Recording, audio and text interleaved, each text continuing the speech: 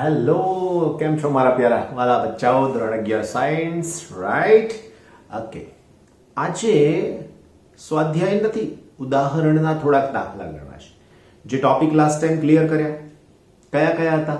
ગુરુત્વ કેન્દ્ર, દ્રવ્યમાન કેન્દ્ર, એના પહેલા સંતુલન, એના પહેલા બળયુગ્મની ચાક માત્રા, રાઈટ? ટોર્ક, આ બધાની સાથે રિલેટેડ એકદમ સરસ મજાના દાખલા. અને આ કન્સેપ્ટ આગળ પૂછાય છે એમસીક્યુ લેવલે. બહુ સરસ નાના નાના દાખલા છે.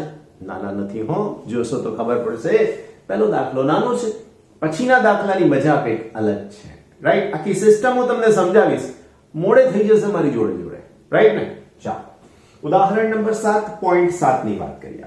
શું કહેવા માંગે છે? દર્શાવો કે કોઈ બળયુગ્મની ચાક માત્રા એ બિંદુ પર આધારિત નથી, રાઈટ? કે જે બિંદુને અનુલક્ષીને તમે ચાક માત્રાઓ લીધી હોય. હવે તમને એમ થાય સર આ દાખલામાં કરવાનું શું? તો એવું કહેવા માંગે છે, ધ્યાન રાખજો, કે સપોઝ મારી પાસે આવો એક સળિયા જેવો પદાર્થ છે, આવી રીતે, રાઈટ? આના બે બિંદુને નામ આપી દઉં A અને B. એ બિંદુ પર જે બળ લાગે છે વાલા મિત્રો, એ બળને અહીંયાથી દર્શાવું અને આને કહી દઉં F. આ B બિંદુ પર જે બળ લાગે છે એને પણ નામ આપું છું F. એટલે બે સમાન મૂલ્ય પરસ્પર વિરુદ્ધ દિશામાંના બળ થયા, એ સંદર્ભે આ બંને બળયુગ્મ રચી શકશે. હવે બરાબર ધ્યાન રાખજો કે હું અહીંયા ઉગમ બિંદુ લઉં છું, આ બિંદુને નામ આપું છું O. આને અનુલક્ષીને એના સ્થાન સદિશને વિચારું તો આને નામ આપી શકાય R1. એવી જ રીતે B ના સ્થાન સદિશને અહીંયાથી વિચારું તો એને નામ આપી શકાય R2, રાઈટ? આ AB મારી પાસે છે, એ સળિયાની લંબાઈ છે. હાલમાં હું એના વિશે કશું કહેતો નથી. હવે હું પ્રશ્નને ફરીથી વાંચીને તમને સમજાવું. દર્શાવો કે બળયુગ્મની ચાક માત્રા, એટલે આનાથી મળ્યું તે, એ બિંદુ પર આધારિત નથી. એ બિંદુ એટલે આ, કે જે બિંદુને અનુલક્ષીને તમે ચાક માત્રાઓ લીધી હોય. આપણે આને અનુલક્ષીને ચાક માત્રાઓ લઈએ છીએ તો એ આની ઉપર આધારિત નથી, એવું કહેવાય છે. વર્ણન: આકૃતિમાં AB એ સળિયા જેવો પદાર્થ છે, સળિયો જ છે એવું નહીં કે, સળિયા જેવો પદાર્થ છે. A ઉપર લાગતું બળ F અને B ઉપર લાગતું બળ F. મૂલ્યો સમાન, દિશા વિરુદ્ધ છે. O બિંદુને અનુલક્ષીને એનો સ્થાન સદિશ R1, O બિંદુને અનુલક્ષીને B નો સ્થાન સદિશ R2 છે. આટલું વર્ણન તમારે લખવું પડે જે હું બોલી ગયો. ક્યાંથી બોલ્યો? તો કે માત્ર ને માત્ર આકૃતિ પરથી. હવે એને તમે એમ કહો કે સર તમે એને પણ બોર્ડ પર લખો, તો એ કેટલા અંશે યોગ્ય થયું? માત્ર આટલું જ કે AB એક સળિયા જેવો પદાર્થ છે, તેની ઉપર અનુક્રમે A પાસે -F અને B પાસે બળ F લાગે છે. દિશા વિરુદ્ધ છે એટલે માઈનસ નિશાની મૂકી આપણે. O ને અનુલક્ષીને A નો સ્થાન સદિશ R1 અને O ને અનુલક્ષીને B નો સ્થાન સદિશ R2 છે. ધેટ્સ ઇટ, બસ.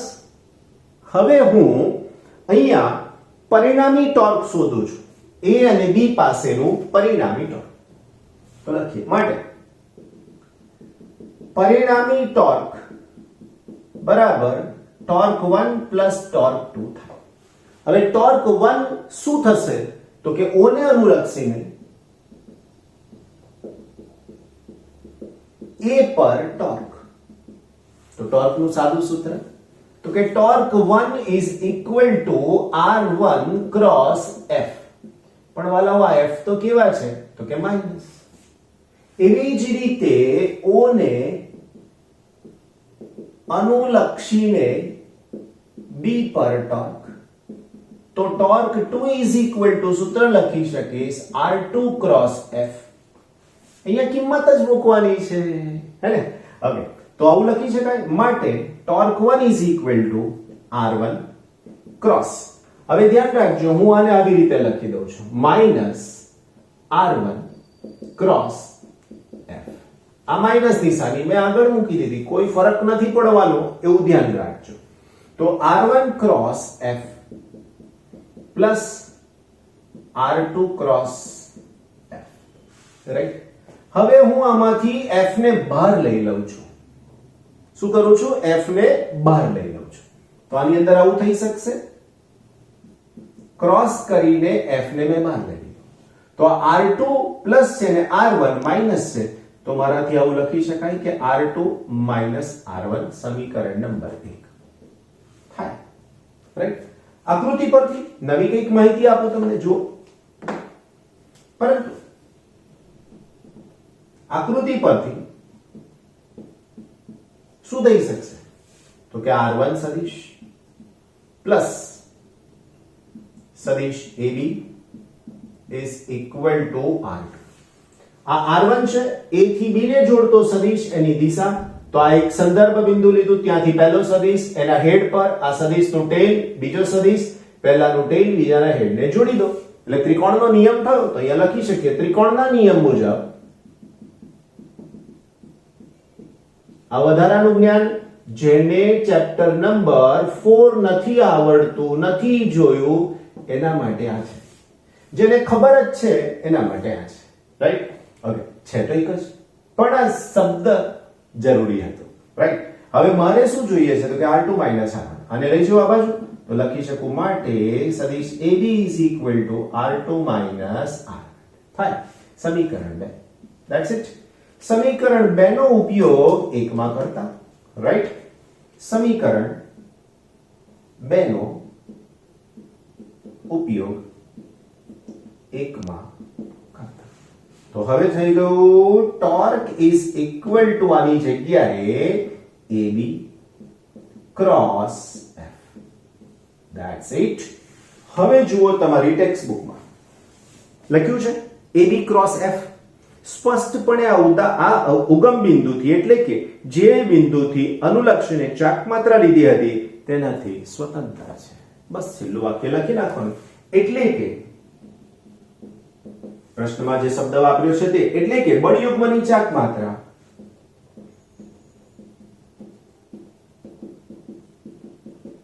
ઉગમ બિંદુ ન લખવું હોય તો સંદર્ભ બિંદુથી સ્વતંત્ર છે, રાઈટ. કોઈ તકલીફ નહીં? Very good. કેટલો સરસ સહેલો દાખલો છે, 2 માર્ક્સના લેવલે પૂછાઈ શકે છે, રાઈટ. આનો આ જ વસ્તુ એમસીક્યુ પણ બની શકે છે. કેટલાક એવું પૂછે છે કે સર એમસીક્યુ તૈયાર કરવાની રીત, તો એનો લેક્ચર બનાવીશું, એનો વિડિયો બનાવીશ. મેં તમને કીધું એટલે તરત જ બની જાય એવું નથી હોતું, એના માટે થોડોક સમય લેશે, રાઈટ. તમે કહો કે સર આનો વિડિયો બનાવો, બનાવીશું. તમારા માટે જ લેક્ચર બનાવું છું, પણ સમય તો જોઈશે. જેમ તમને કંઈક સમય, એમ મને પણ કંઈક સમય મળવો જોઈએ. મળશે એટલે બધા જ તમારી ડિમાન્ડ વાળા બધા જ લેક્ચર હું બનાવવાની કોશિશ કરીશ, but it will take a time. સમય મળેથી જોરદાર રીતે તમારા માટે, રાઈટ. હવે મારા બચ્ચાઓ, નેક્સ્ટ ક્વેશ્ચન આપણી પાસે 7.8 4 થી 5 માર્ક્સમાં પૂછાયો દાખલો છે. ઘણા બાળકો એમ કે સર ઇમ્પોર્ટન્ટ ટોપિક. ઇમ્પોર્ટન્ટ ફિઝિક્સમાં કશું જ નથી અને બધું જ ઇમ્પોર્ટન્ટ છે, કારણ કશું છોડી શકાય એવું નથી હોતું વાલા બચ્ચાઓ, રાઈટ. છતાંય હું કહી શકું એમ છું કે ઉદાહરણ 7.8 અગત્યનું છે, એવું જ 7.9 પણ ઇમ્પોર્ટન્ટ છે, રાઈટ. છતાંય કહી શકું એવું કીધું મેં. રાઈટ. શું કીધું છે ક્વેશ્ચનમાં? જો 70 સેન્ટીમીટર લાંબા અને 4 કિલોગ્રામ દળના એક ધાતુના સળિયાને બંને છેડેથી 10 સેન્ટીમીટર દૂર મૂકેલ 2 છરી ધાર પર ગોઠવેલ છે. એક છેડાથી 30 સેન્ટીમીટર દૂર 6 કિલોગ્રામ બોજને લટકાવવામાં આવેલ છે. છરી ધાર પર પ્રતિક્રિયા બળ શોધો. આ સળિયો નિયમિત આડછેદનો અને સમાંગ છે તેમ ધારો. તમને એમ થાય કે સર આ દાખલામાં શું કરવું, અમને તો કંઈ ખબર જ નથી પડતી. એ જ રીત હું તમને શીખવાડું છું, એવરી ટાઈમ શીખવાડું છું, પણ તમે દાખલાની અંદર પહેલેથી છેલ્લે સુધી મારી જોડે રહેવું પડે. હું જે બતાવું છું એ જોવું પડે, સમજવું પડે, તો જ કામ થાય, બાકી નહીં થાય. કરેક્ટ? જોયું, આકૃતિમાં દર્શાવ્યા મુજબ એવું ક્યાંય નથી કીધું, એનો મતલબ કે આકૃતિ જાતે બનાવવી પડશે. સૌથી પહેલા 70 સેન્ટીમીટર લાંબો સળિયો વાલા બચ્ચાઓ, મારી પાસે આવો એક સળિયો છે, રાઈટ? આ સળિયાની લંબાઈ 70 સેન્ટીમીટર છે. સળિયાને તમે નામ આપી શકો છો AB. પૂરું થઈ ગયું. 70 સેન્ટીમીટર, 70 સેન્ટીમીટર લાંબો. હું કશું લખતો નથી એની લંબાઈ માટે.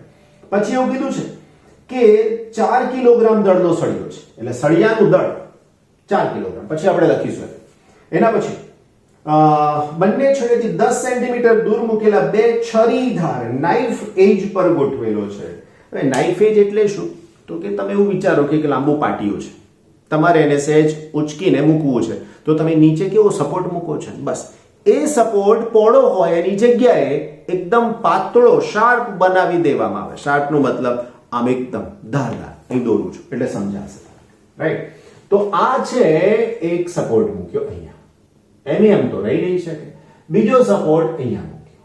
આ સપોર્ટ માટે કે નાઇફ બતાવ્યું છે એટલે એને આપણે નામ આપી શકીએ છીએ. આને કહીશું K1 અને આને કહીશું K2, રાઈટ?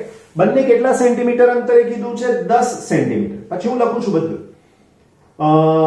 એક છેડાથી 30 સેન્ટીમીટર 6 કિલોગ્રામના બોજને લટકાવવામાં આવેલ છે. હવે અહીંયાથી હું વિચારું તો 30 સેન્ટીમીટર, આ 70 એટલે 35 થયું, અને એને તમે નામ આપી શકશો G.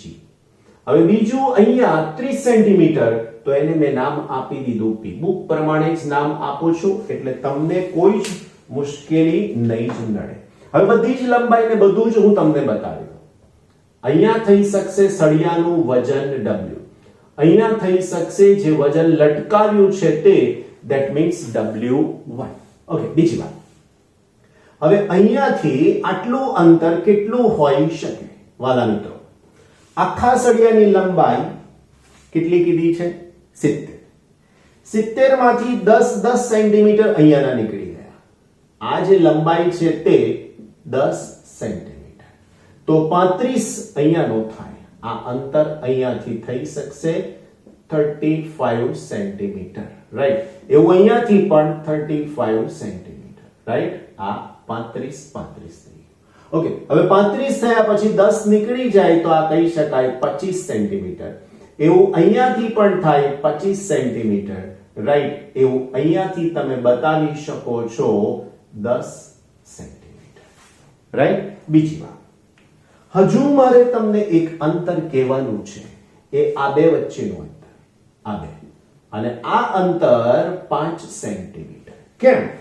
તો અહીંયાથી 30 સેન્ટીમીટર, તો અહીંયાથી બીજું 5, તો જ 35 થાય, રાઈટ? આ બધી માહિતી તમારે લખવી પડે. તો અહીંયા લખું છું સળિયાની લંબાઈ AB is equal to 70 centimetre, right? છરીધારથી G નું અંતર,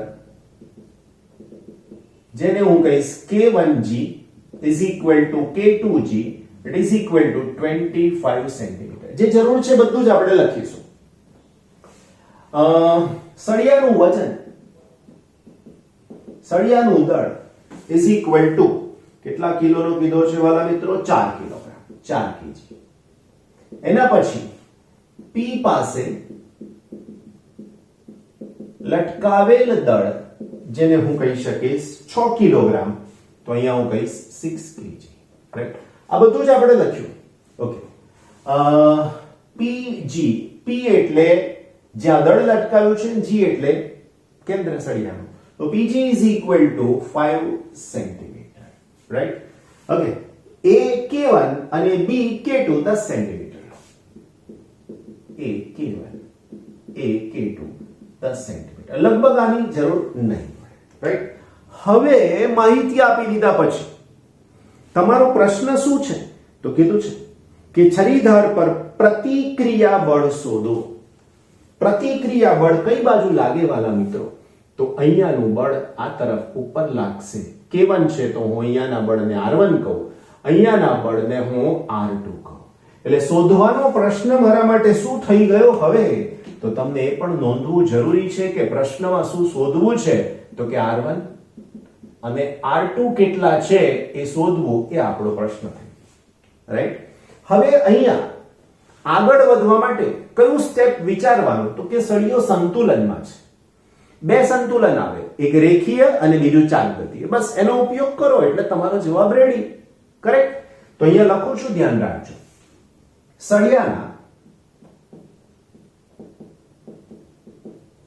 રેખીય સંતુલન માટે, હવે રેખીય સંતુલન માટે શું થાય, તો કે જે ઉપરના બળ છે ને પ્લસ, નીચેના બળ છે ને માઇનસ. રાઈટ? એના પહેલા મારે કંઈક શોધી નાખવું પડશે જેથી કરીને તમને આગળ ગણતરીમાં તકલીફ ના પડે. લખીશ તો અહીંયા જ, અને લખીશ એ જ પહેલું, સળિયાના રેખીય સંતુલન માટે ઉપરનું બળ R1 પ્લસ બીજું ઉપરનું બળ R2 minus W1 minus W it is equal to 0. સમીકરણ નંબર આને હમણાં નહીં આપી. કેમ? તો કે મારે W1 W2 W1 અને W શોધવા પડશે. તો અહીંયા લખી શકીએ સળિયા માટે W ઇઝ ઇક્વલ ટુ સળિયાનું દળ, અહીંયા ક્યાંક લખ્યું સળિયાનું દળ 4 કિલોગ્રામ, જેને હું સિમ્બોલ પણ આપી દઉં કેપિટલ M. રાઈટ? તો M ઇન્ટુ G, M એટલે 4 ને G એટલે 9.8 વાલા બચ્ચાઓ, એનો જવાબ શું થઈ શકશે? તો WG એમણે તો 4G કરીને મૂકી દીધું છે. ઓકે, કઈ વાંધો નહીં, આપણે 9.8 વડે ગુણી નાખવાના, એટલે ચિંતા નહીં, આગળ ગણતરીની અંદર કોઈ તકલીફ પડે નહીં. જોઈએ તો એનું દળ થઈ શકશે 39.2. 39.2 આ એનું વજન એટલે કે વજન બળ થઈ. એવી જ રીતે લટકાવેલ દળ માટે, લટકાવેલ દળ માટે જેને નામ આપ્યું છે W1, આ જગ્યા ઉપર રાઈટ, કેટલા કિલોગ્રામ છે? તો 1 કિલોગ્રામ આપણી પાસે કીધેલા છે 6 કિલોગ્રામ. તો અહીંયા લખી શકીએ લટકાવેલ દળ small m is equal to 6 kg. અહીંયા લખ્યું હતું P પાસે લટકાવેલું દળ, ફરીથી લખાઈ ગયું આપણે, એવું થયું ને? કઈ વાંધો નહીં વાલા બચ્ચાઓ, આપણે એને રિમૂવ કરી દીધું. ઓકે, તો એના માટે લખીશું small m into g, 6 into 9.8, અને 6 ઇન્ટુ 9.8 નો આન્સર પાછો મારે તૈયાર રાખવો પડશે ને તમારા માટે, 58.8. બરાબર? હવે આ ગુણાકાર ના કરીએ તો તમારી બુક પ્રમાણે આની જગ્યાએ g લખીને જવા દેવાનું આવે, વાંધો નહીં. સમીકરણ નંબર 1, સમીકરણ નંબર 2, 3. હવે હું શું કરીશ, તો કે સમીકરણ 1 અને 2 ને 3 માં મૂકતા. તો હવે આની સાથે R1 plus R2 W1 58.8, sorry અહીંયા પ્લસ આવશે, માઇનસ માઇનસ માઇનસ, કારણ કે બંને માઇનસ લેવાના, માઇનસ કેટલા છે 39.2 ઇઝ ઇક્વલ ટુ 0 માટે R1 પ્લસ R2 આ બેનો સરવાળો કરી એને જમણી બાજુ લઈ જાઓ. આ બેનો સરવાળો એટલે 0, 1 આવી ગયા અહીંયા ઘડી, 9 અને 9 18, 18 ને 19, 9 4 અને 5 9, that means around થઈ શકશે 98. so this is equal to 98. ભૂલ ના પડવી જોઈએ, નહીં તો તરત પાછું કમેન્ટ બોક્સમાં આવી જાય હે ને કે સર આ દાખલામાં ભૂલ છે. સાચી વાત છે, રાઈટ? ઓકે, તો અહીંયા આ આન્સર મળ્યો આપણને. કયું સંતુલન? રેખીય સંતુલન. કઈ રીતે એનો ઉપયોગ કર્યો? તો અહીંયા લખીએ ઉર્ધ્વ દિશાના બળને ધન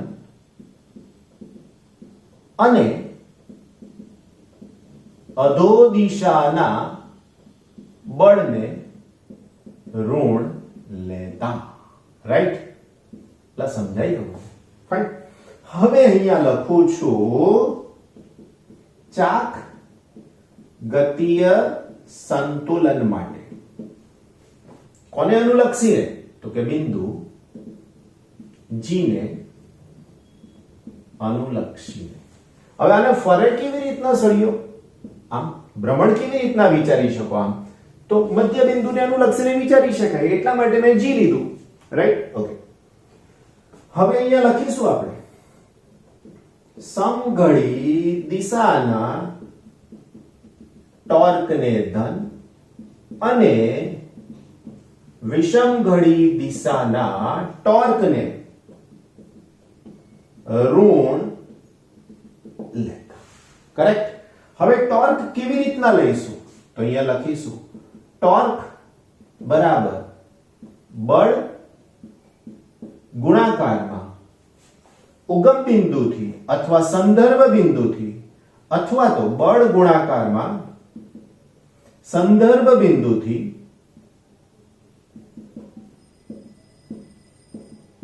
લંબ અંતર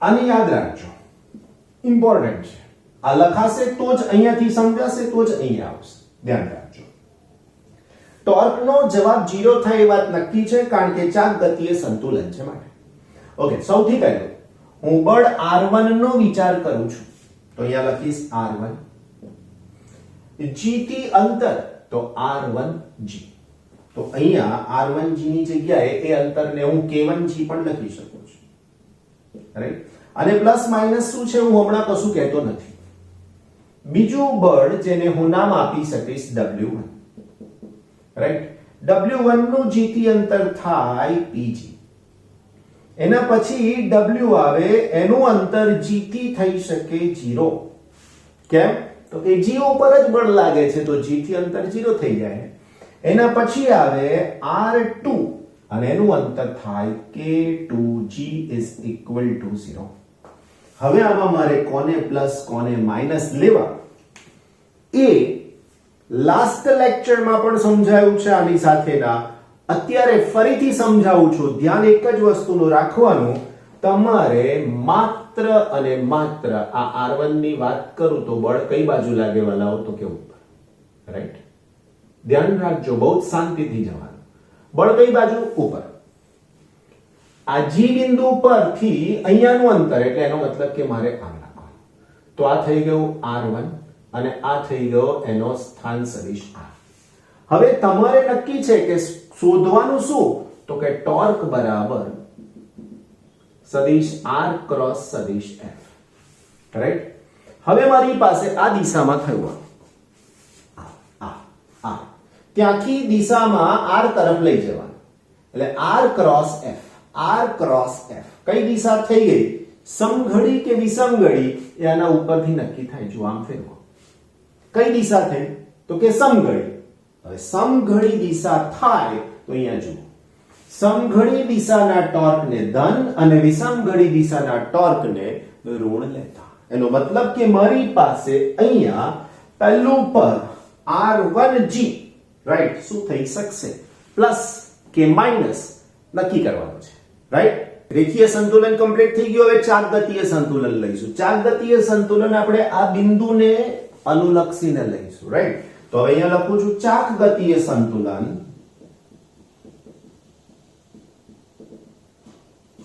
કોને અનુલક્ષીને તો કે g ને અનુલક્ષીને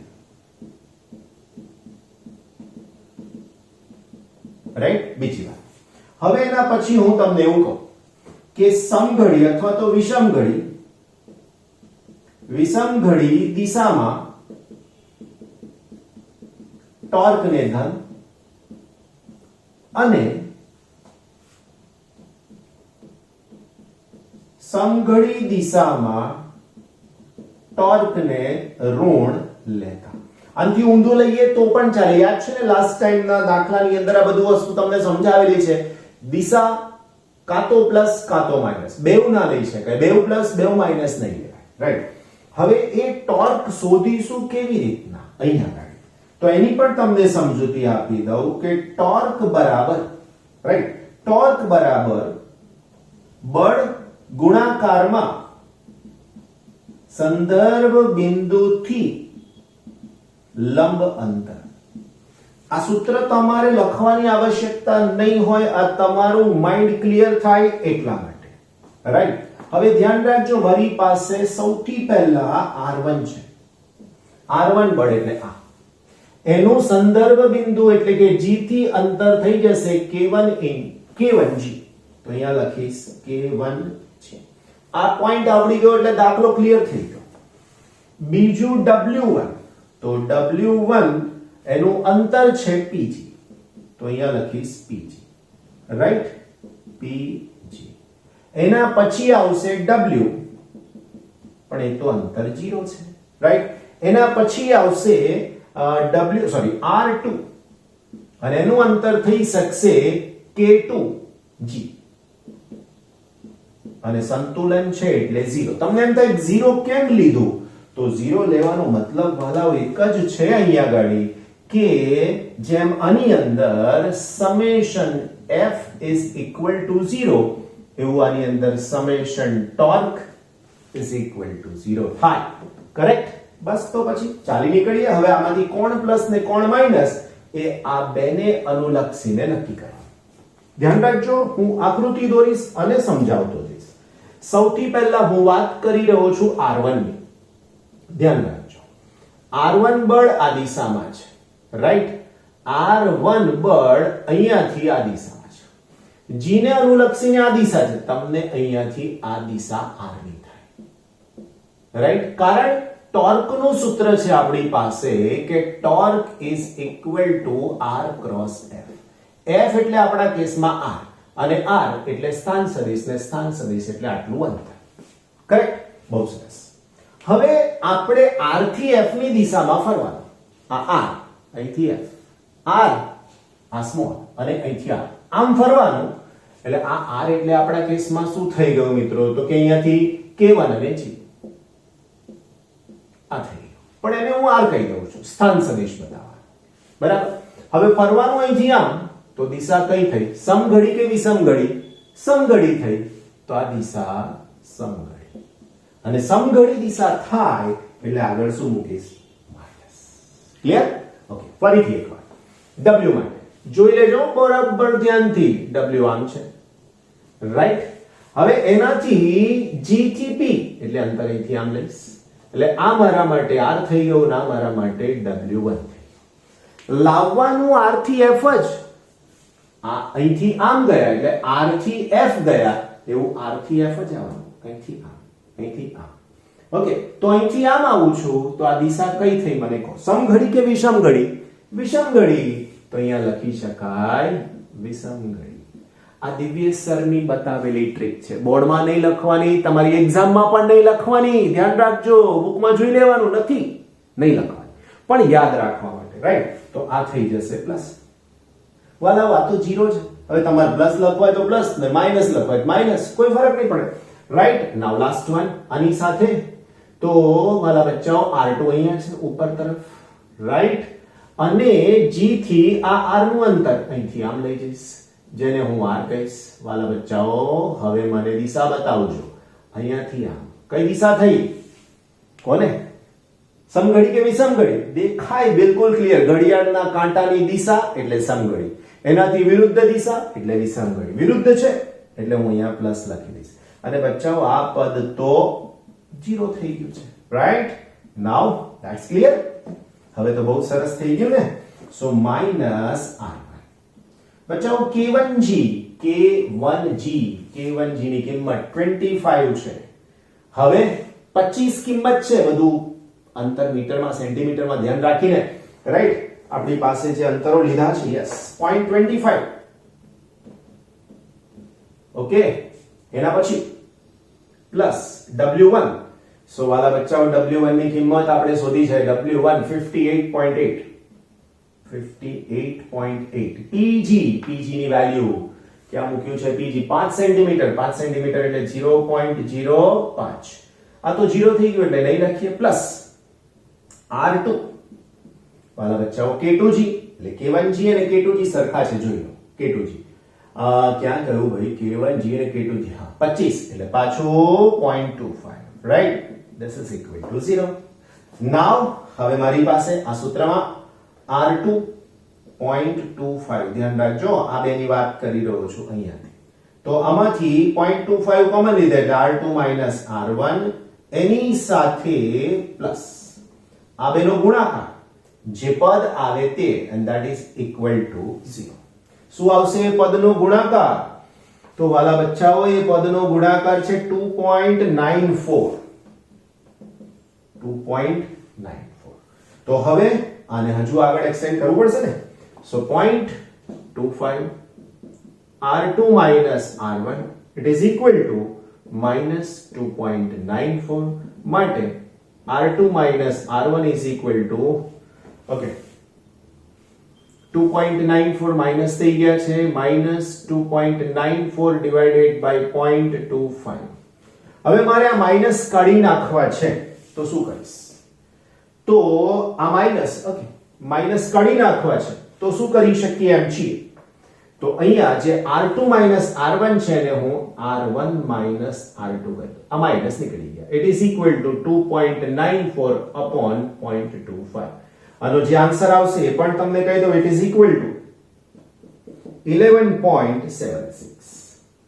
માટે r1 r2 is equal to 11.76.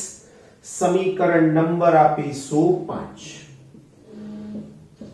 વાલા મારા મિત્રો 4 અને 5 લોપની રીતે ઉકેલી શકાય એમ છે હે ને. તો હું લખું સમીકરણ 4 અને 5 નો સરવાળો કરતા. તો હવે r1 plus r2 is equal to 98. r1 minus r2 is equal to 11.76. આ નીકળી જશે.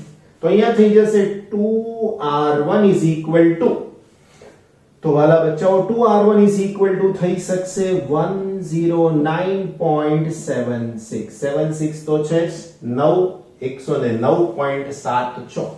આના ઉપરથી તમારે r1 શોધવા છે તો 109.76 divided by 2. તો r1 is equal to blank Newton. Right my dear friends. તો હવે r1 નો આન્સર શું થઈ જશે? તો r1 નો આન્સર આવશે અરાઉન્ડ 55. રાઈટ? ચેક કરી લેવાનું હો બધી જ ગણતરી. જો 5 દુની 10 એટલે 5 અને આ ઓલમોસ્ટ 9 છે એટલે 110 એટલે 55 થાય. ઓલમોસ્ટ એક્ઝેક્ટ નહીં. ઓકે સમીકરણ 4 પરથી સમીકરણ 4 પરથી રાઈટ r1 પ્લસ r1 ની કિંમત મૂકી દઉં 55 plus r2 it is equal to 98. માટે r2 is equal to 98 minus 55.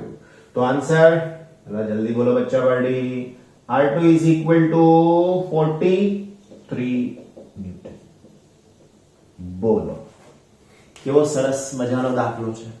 હવે આની શોર્ટકટ તમને બતાવો. શોર્ટકટનો મતલબ સમજી શકો છો? આકૃતિ આટલું વર્ણન. હવે માત્ર બે જ વાક્ય યાદ રાખવાના. બે જ વાક્યો. એક રેખીય સંતુલન અને બીજું ચાકગતીય સંતુલન.